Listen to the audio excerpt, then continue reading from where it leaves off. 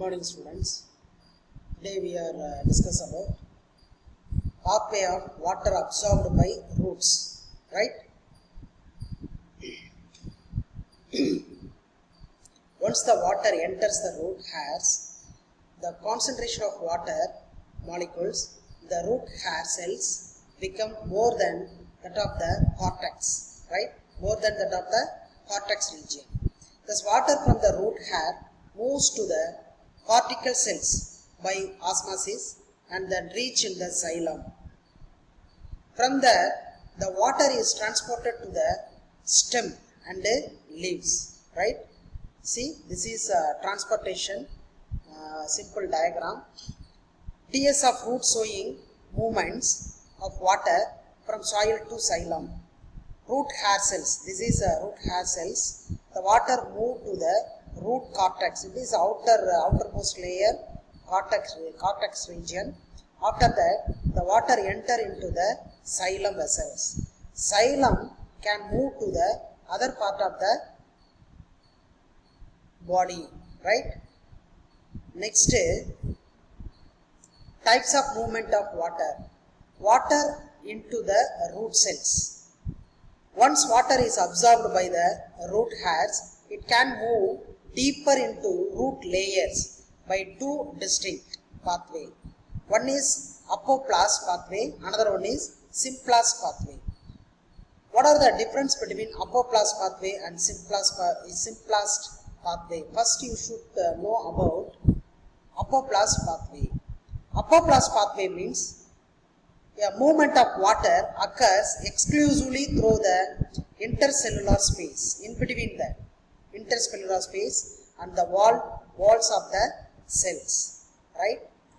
Apoplastic movement does not involve crossing the cell membrane. It is a very important line. Does not involving the cell membrane. This movement is dependent on the gradient movement. Next, we are discuss about symplast pathway. In this method, water molecules move to the adjacent cells through the plasma membrane, cytoplasm and plasmodesmata. Through the plasma membrane, include the cytoplasm and plasmodesmata. This method of transportation is slow as water moves through plasma membrane. Next, it is in accordance to the concentration of gradient. In accordance to the concentration of gradients, this is symplastic and apoplastic pathway of water, diagrammatic representation. See, the first half are called apoplast, cell wall, plasma membrane, then Casparin spreads, right? See the first half, Casparian strip. This is in this region are called Casparian strip. Second half are called symplast, plasmodesmata. In this region are called plasmodesmata, endoderm. Next, pericycle cells, right? Next, transpiration. What is called transpiration? Transpiration is the evaporation of water. Transpiration nothing but evaporation of water from the aerial part of the plant, especially through stomata in leaves. Leaves la irundhu water evaporate aagradha nama vandu transpiration appdi solrom. Stomata are open in the day and closed at night. The stomata are present in leaves. The stomata pathina day time la open la irukum, night time la closed aayirum. The opening and closing of the stomata is due to the change in turgidity of the cord cells. So the open and close are responsibility part in these leaves are called turgidity. When water enter into the cord cells, water enna seyyum cord cells kulla entry agum, they become turgid and the stomata open. Water entry aanona stomata open agum, water will be evaporated. When the cord cells lost water, it becomes flaccid and the stomata closes.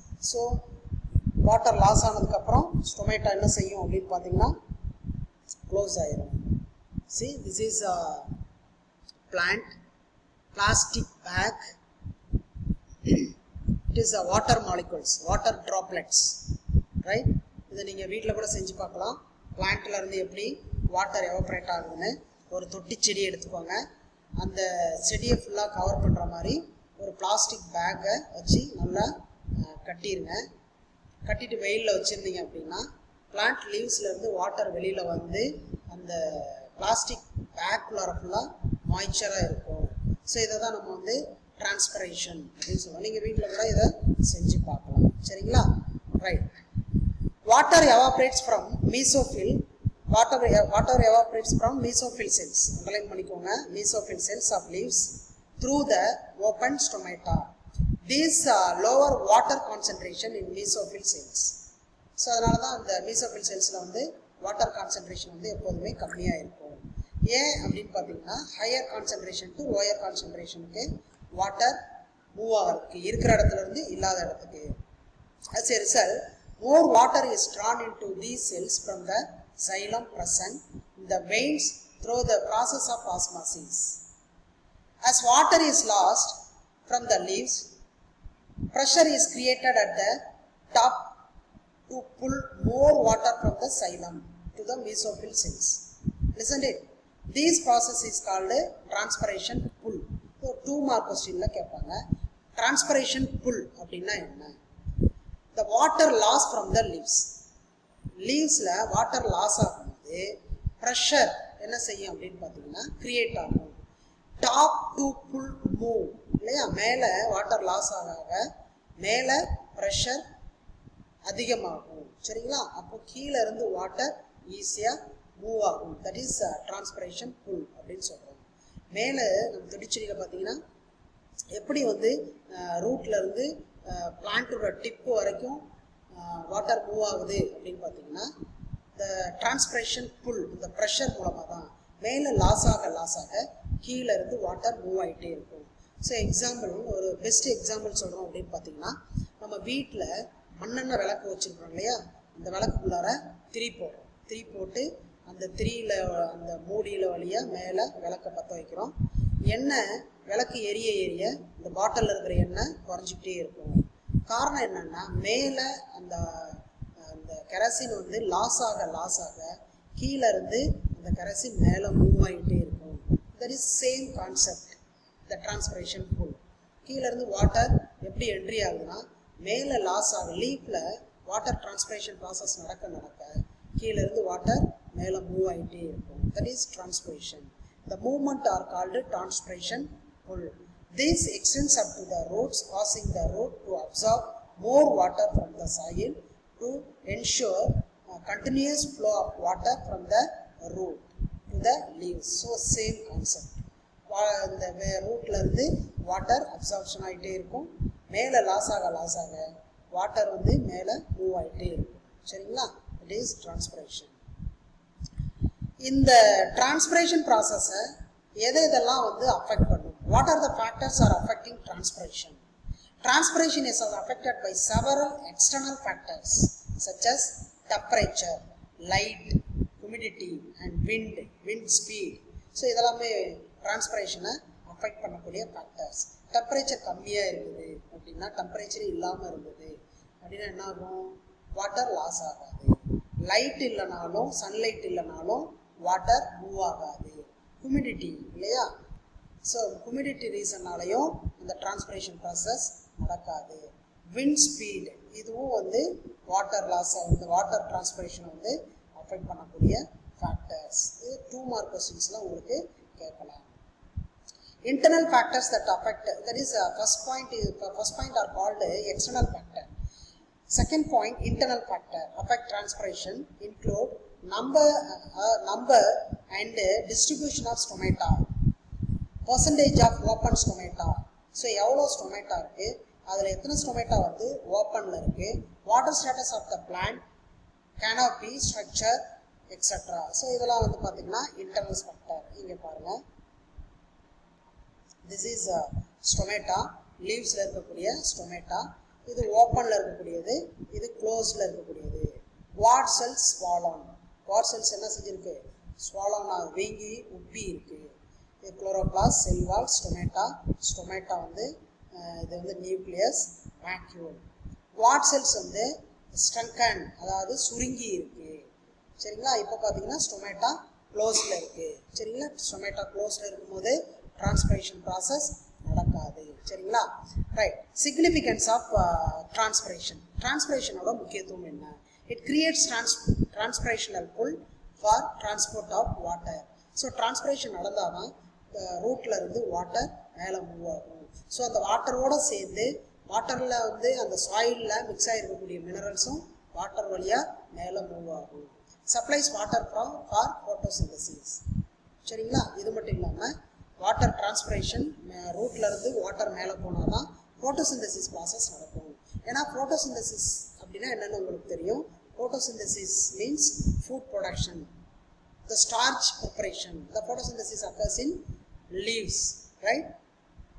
So what are the factors are involved in photosynthesis? Sunlight, water, carbon dioxide. So இதெல்லாம் சேர்ந்து இது மூலமாக தான் starch preparation நமக்கு நடக்கும். Transports minerals from soil to all part of the plant. சரிங்களா? So transpiration இருந்தால் தான் மினரல் டிரான்ஸ்போர்ட்டே நடக்கும். Cools surface of the leaves by evaporation. Evaporation ஆனால் தான் லீவ்ஸோட சர்ஃபேஸ் வந்து கூலாக இருக்கும், இல்லைன்னா ட்ரை ஆயிடும், காஞ்சி போயிடும். இந்த லீவ்ஸில் வந்து காஞ்சி போயிடும். Keeps the cells turgid, hence maintains the shape. Right. Next root pressure. So root pressure na enna? As mineral ions from the soil are actively transported into the xylem tissue of the root. இது actively transport. xylem tissue ல இருந்து rootல இருக்கக்கூடிய xylem tissue வழியா transport process நடக்கும். Water moves along the increase the pressure inside the xylem. So pressure வந்து xylem inside the xylem வந்து அதிகரிக்கிறதுனால water ஈஸியாக மூவ் ஆகும். This pressure is called root pressure and is responsible for pushing water upward to some extend.